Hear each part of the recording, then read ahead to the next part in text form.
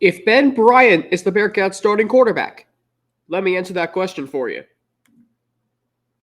Our Locked On Bearcats, your daily podcast on the Cincinnati Bearcats, part of the Locked On Podcast Network, your team every day.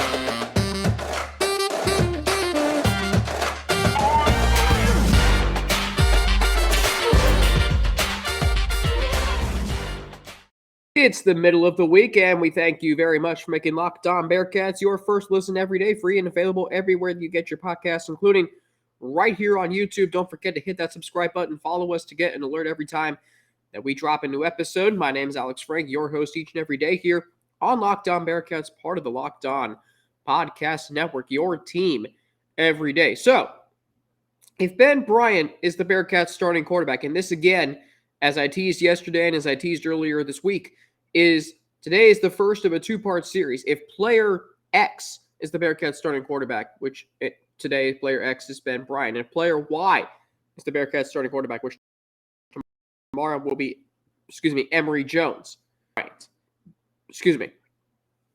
If Ben Bryant is this team's starting quarterback, he will bring experience and toughness. One thing that cannot go unnoticed that Ben Bryant is a very, very experienced quarterback. 2 seasons worth of starting in college football. 16 wins in those 2 seasons. And if he had not gotten injured last year, who knows if he would have led the Bearcats to a 10th, 11th, and maybe a 12th win. I mean, heck, Tulane won 12 games. It's not to say the Bearcats couldn't win 12 games if they had gotten past Tulane and won the conference championship and then won against whomever in the Cotton Bowl. So, Ben Bryant has led his previous 2 teams in his previous 2 seasons as a starting quarterback at the college football level to 16 wins in 24 starts. He's 16-8. That's pretty good. That's an average of 8 wins per season. Now, in a sport where the greats are in a 5 percentile of college football, you may not think of 16 wins in 2 seasons as great, an average of 8 wins per season. But given where the Bearcats have been, that's consistency.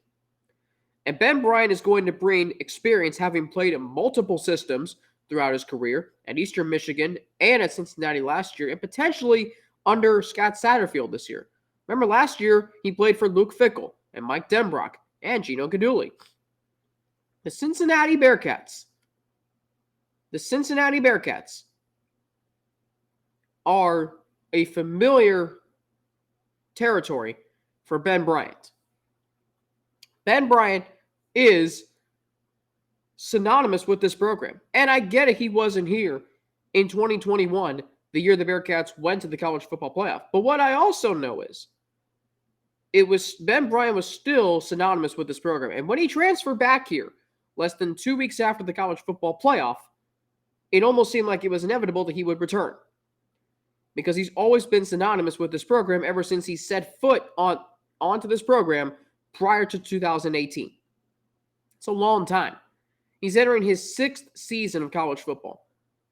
He's played for 2 different programs, 2 different systems, but he knows this Bearcats program.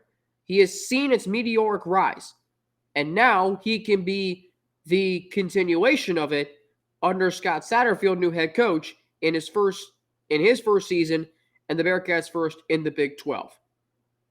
2 seasons of playing college football, and it's not like he hasn't played in games that don't matter.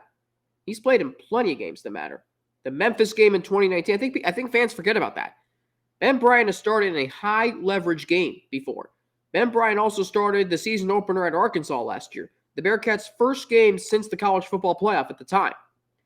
Then he goes on the road to UCF. And by the way, it's not like Ben Bryant was the reason why the Bearcats lost those games. You can say he hasn't won a big game. Is that necessarily his fault? No. Ben Bryant passed for almost 300 yards against UCF, and he did pass for over 300 yards against Arkansas. And it's also worth mentioning that last year he led the Bearcats to consecutive wins against Miami, Ohio, and Indiana, and oh, by the way, combined 83 points in those 2 games. So, Ben Bryant's experience is going to matter in this quarterback battle. And if he is named the starter. Now, not Emory Jones. Now, toughness. It says a lot about Ben Bryant's character and loyalty that he's still here. It says a lot about his staying through the coaching change.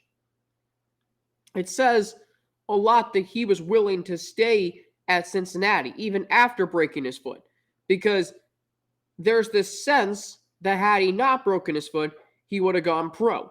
There's this sense that, and Russ said this on a live room we did earlier this year, that no program really wanted a guy coming off a broken foot. It almost felt like Ben Bryant was still here. And I even said, what good is having him?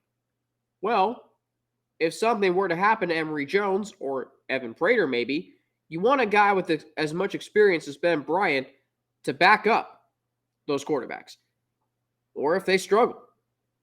But now he is actually still here, and he is actually firmly entrenched in a very tight quarterback battle.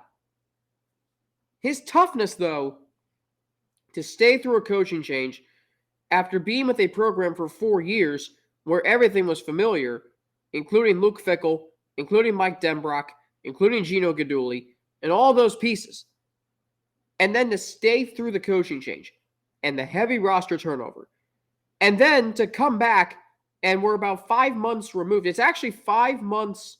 Today is 5 months to the day that Ben Bryant injured his foot broke his foot against Temple. Now he's healthy and he's playing and throwing the ball extremely well. That's toughness right there. And you can cite his lack of big game wins, or you can cite whatever you want. At the end of the day, a quarterback coming off a broken foot, and the fact that he's already, and he said he's not 100% yet on Saturday, but the fact that he's already playing this well and throwing the ball well, it says a lot about who he is as a competitor and his decision to stay with this program. Not just to be a backup, and it should have been known. We should have realized if he's staying, he's going to compete to win the job. We didn't know how much he was going to compete in the spring. But there was this, and I remember Scott Satterfield talked about this before spring practice started back in early March, when he talked about how Ben Bryant was, it kind of felt like he was doing more than maybe Satterfield and the coaching staff expected. And now, if you ask me about who's going to be the starting quarterback come the season, I would say Ben Bryant, because of how tough he's been and how he's performed in his experience. He was the best quarterback on the roster last year, and he very well might be the best quarterback on the roster again this year. Now, we mentioned experience and toughness. What about the Bearcats' offense? Will it change with Ben Bryant as the starting quarterback? We'll get into that after I explain to you how this episode of Locked On Bearcats is brought to you by FanDuel Sportsbook. Grand slams, no-hitters, and double plays are back, and there's no better place to get in on the MLB action than FanDuel, America's #1 sportsbook. That's because right now, new customers can step up to the plate with a no-sweat first bet up to $1,000. Just go to FanDuel.com/LockedOn, sign up, place your first bet, and get up to $1,000 back in bonus bets if you don't win. So don't miss your chance to get a no-sweat first bet up to $1,000 when you join FanDuel today. Just go to FanDuel.com/LockedOn to sign up. FanDuel, an official partner of Major League Baseball. Back here on Locked On Bearcats, talking about if Ben Bryant was named this team's starting quarterback. So, Ben Bryant. It's hard to tell if the offense is going to change because there's so many new faces. There's a new offensive line. There's a new cast of wide receivers. Does Bryant adapt to Satterfield's offense, or does Satterfield's offense adapt to him? And I think that's why it's so important the Bearcats maybe name their starting quarterback before fall camp. Because you're going to have, and I don't know how many install periods they had during the spring, but you're going to have a lot of those in the fall. And actually, I shouldn't say that because I don't really know when they do install periods. But to me, I think you need to have your starting quarterback come come the start of fall camp, because Satterfield's offense is much more advanced than the Bearcats' offense last year. Now, then again, the Bearcats haven't had an offensive-minded head coach since. See. Here's the thing. I forget if Tommy Tuberville was offensive-minded, nor does that matter. But for the last 6 years, the Bearcats were not led by an offensive-minded head coach. That doesn't mean they weren't good offensively. They were good. But now they're led by an offensive-minded head coach and a former quarterback. So does Bryant adapt to Satterfield, or does Satterfield's offense adapt to him? I think that's what you have to look at here. Because Ben Bryant does not fit a Scott Satterfield offense. Ben Bryant is a pure pocket passer, a quarterback you don't really see a lot in college football today. Scott Satterfield's offenses throughout his head coaching career have been predicated on a mobile quarterback. Ben Bryant is not that. If you look at his rushing numbers the last 2 seasons, they are quite frankly putrid. But I think what's going to play into Bryant's favor is that this is going to be an offense that is going to be able to run the football in more ways than the offense last year. You're going to see a lot more variations of running plays. It's not just going to be run up the middle. The offensive line is not good enough right now for the Bearcats offense to do that. But what it is Satterfield's offensive scheme is going to be able to mask the offensive line deficiencies. And I don't think Ben Bryant necessarily has to be a mobile quarterback in this sense. The Bearcats are not going to be driven through the passing game. They are going to be driven through the running game. Why? Because A, that's what this offense currently excels at, and B, that's what Satterfield's offense is built off of. So, does Ben Bryant adapt to Satterfield, or vice versa? Again, I think it's going to be a little bit of both. I think Ben Bryant is going to have to be slightly more mobile and athletic. But I also think Scott Satterfield, being a players first then plays coach, I think you're going to see some minor adaptations to his offense. I think and here's what's interesting to me, and I was thinking about this yesterday. We all remember Ben Bryant last year and how he was not very good running the football. But we also forget, I remember this yesterday, that he started one game back in 2019. He had a 12-yard rushing touchdown. And in that game, Michael Warren still had over 100 yards rushing. So while the Bearcats struggled to run the football last year, they are still, I think they are going to be better this year because of the new offensive scheme. And maybe in that sense, it won't matter who plays quarterback. Again, and we'll talk about Emory Jones tomorrow, but Ben Bryant is going into an offense that maybe favors a mobile quarterback, but that doesn't mean he has to be that way.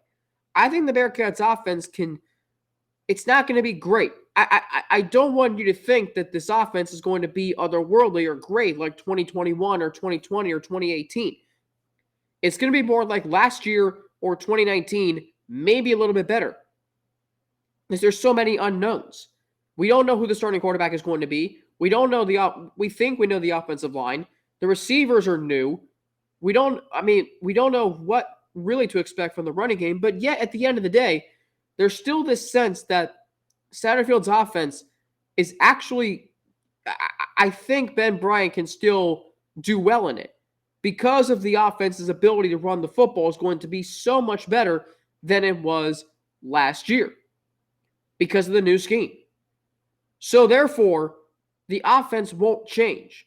Ben Bryant might, to accommodate what this offense has and consists of, as it has over the past few seasons at Louisville. But no, I don't see much change coming to the offense. But I do see change coming to the quarterback room if Ben Bryant is the starter. We'll talk about who could be on their way out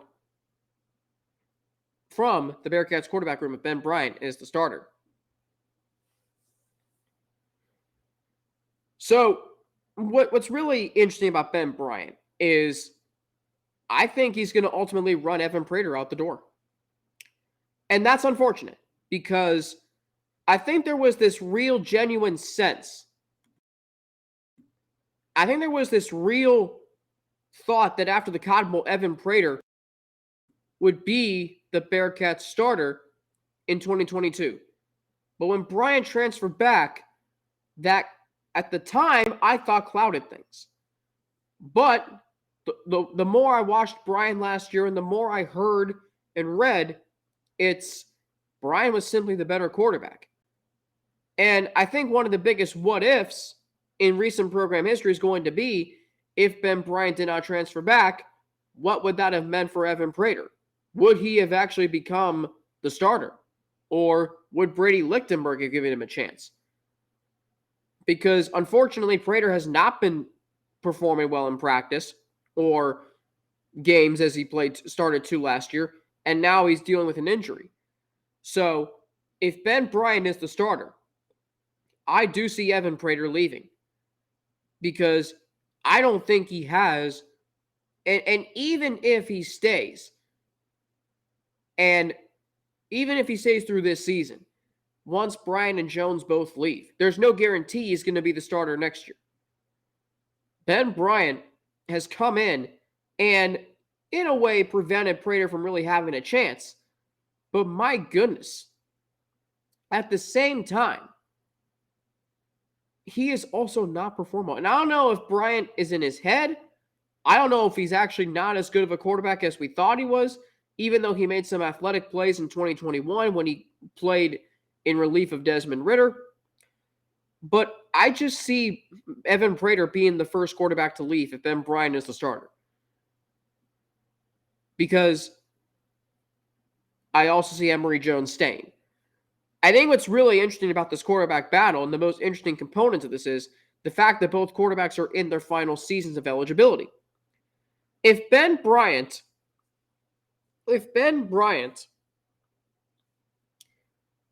is the starter, Jones is the backup. Because Emory Jones has more experience than, outside of Ben Bryant, any other quarterback on this roster. And he also fits a Satterfield system. But I just think Emory Jones is going to stay because I do think that Cincinnati will have a package of plays for him.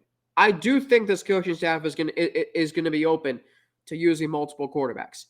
I do believe that. Unfortunately, Emory Jones is more experienced than Devin Prater. Prater is stuck behind a logjam of quarterbacks in this battle. It is going to be very difficult for him to even have a chance to play, let alone be the starter, because of how close this quarterback battle is between the two quarterbacks that I just mentioned. Brady Drogosh is fine. He just got here. He's developing well. But Prater's running out of time and running out of eligibility. So, unfortunately, he is one of the hometown heroes for Cincinnati. But if he wants to play college football, and I would imagine the competitor in him would, he's going to have to play somewhere else. And I don't know where that's going to be. I don't know which program is going to want him because he hasn't played much. So it's unfortunate that Devin Prater is probably going to be the first quarterback to transfer because of Ben Bryant starting. And I don't know, and we'll talk more about this tomorrow, if he would transfer if Emory Jones is the starter. But Jones is staying if Ben Bryant is the starter because Bryant is injury prone. He dealt with more than just the broken foot last year. He dealt with a concussion. He dealt with an elbow issue, and you saw that in the Indiana game. He's dealt with his share of injuries. So there's still this sense that even if Bryant is the starting quarterback, he's got to stay healthy the whole season. Coming up tomorrow, part 2 of this series. If Emory Jones is the Bearcats starting quarterback, what will he bring to the offense? Does the offense change if he's the starter? And how does that impact the rest of the quarterback room? That'll be for Thursday. And then on Friday, we will have the podcasted form of the live room with Russ Heltman, my colleague at All Bearcats and Sports Illustrated. Looking forward to that. I'm on Twitter at Frankie_Natty with 2 N's and an ATI. I'm on Instagram, AlexFrank9_. Email, alex3frank@gmail.com. And excuse me, I forgot to mention this at the top of segment 2. But thanks for making Locked On Bearcats your first listen every day.